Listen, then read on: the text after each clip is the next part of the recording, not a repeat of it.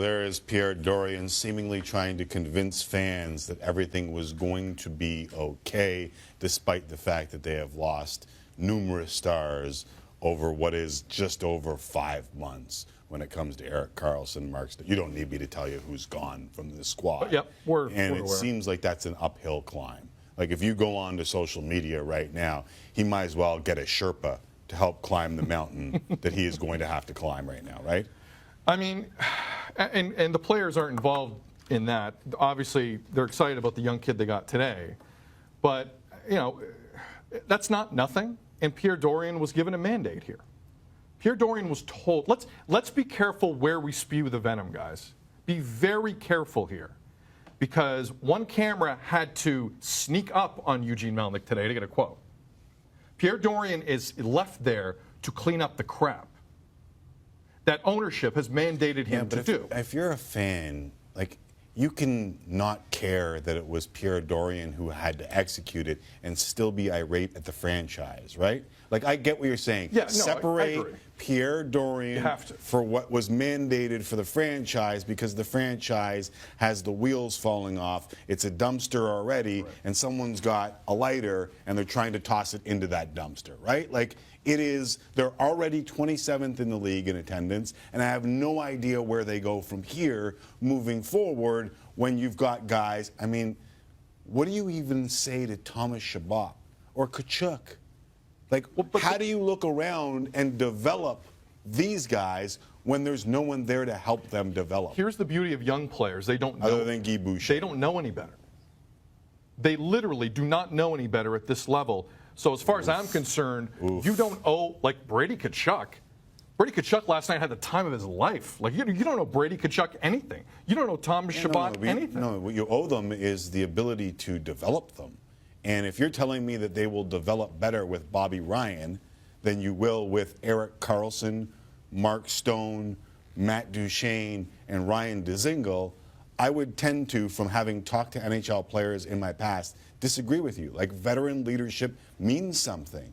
And I know that they might be able to reassess the situation in the offseason and maybe convince guys, and they've added to their player development staff. Pay guys at some point to get them to show up. Right. But I would suggest to you that just as damaging is than getting rid of guys with a team that's 27th in the league in attendance is what those young guys look around and see.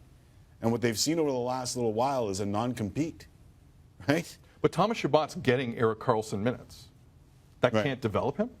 It could. Brady Tkachuk is now going to get frontline minutes. That could develop him. Right. Now, we've seen guys die in a sea of responsibility. Have you watched the Leafs organization since 1967? Because there have been a bunch of guys. But Morgan Riley, bunch of guys who were given wonderful opportunities. Morgan Riley turned out all right. Yeah, and Luke Schenn. Luke Schenn didn't. Right. All so I'm saying for every one of your ones, I can give you another. It's not impossible to have these young kids develop if there's not veterans aside from Bobby Ryan aside. Yeah, and John Tavares is in Toronto, and there's a couple other veterans. There's some good veterans. Patrick Marleau's been a pretty good but veteran presence. But what's the goal here? I mean, like, when you talk about development, what are we talking about? Because they're not making the playoffs. I agree with you. I just wonder if you're one of those young guys, and it's obvious that no one cares about now and that they're moving forward, if that doesn't stunt your development. Okay, That's fair enough. A couple things from Dorion there. Sorry, you want to add on to that? No.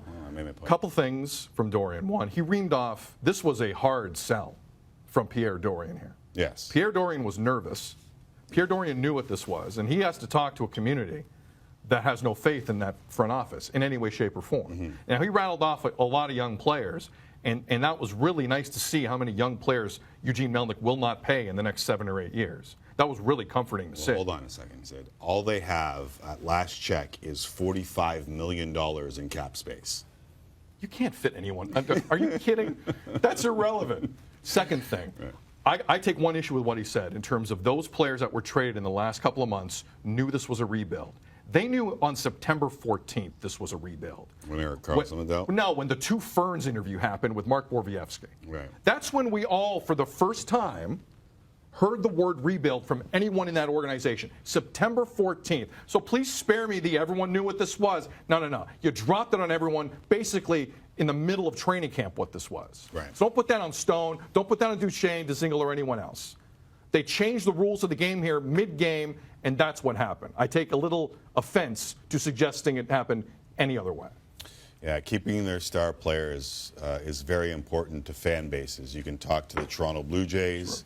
You can talk to the Toronto Raptors. It hurts. And right now, I feel for the Ottawa fans. I think that they're going through a lot.